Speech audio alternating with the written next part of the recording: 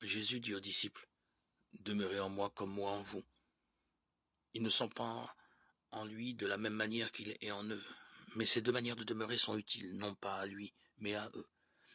Les sarments sont en effet dans la vigne, de telle sorte qu'ils n'apportent rien à la vigne, mais qu'ils reçoivent d'elle ce dont ils vivent. Tandis que la vigne est dans les sarments, de telle sorte qu'elle leur communique la nourriture qui les fait vivre et qu'elle ne la puise pas en eux. C'est pourquoi avoir le Christ demeurant en soi et demeurer dans le Christ est un double avantage pour les disciples. Si vous demeurez en moi et que mes paroles demeurent en vous, demandez tout ce que vous voulez, et cela se réalisera pour vous. En demeurant dans le Christ, que peuvent-ils vouloir en effet, sinon ce qui convient au Christ?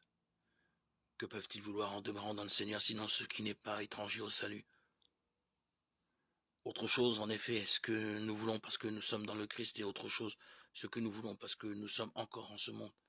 Car du fait que nous demeurons en ce monde, il nous vient parfois l'idée de demander ce qui, sans que nous le sachions, ne nous est pas avantageux.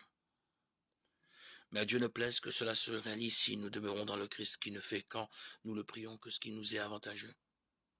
Demeurant donc en lui quand ses paroles demeurent en nous, nous demanderons tout ce que nous voudrons, et cela se réalisera pour nous.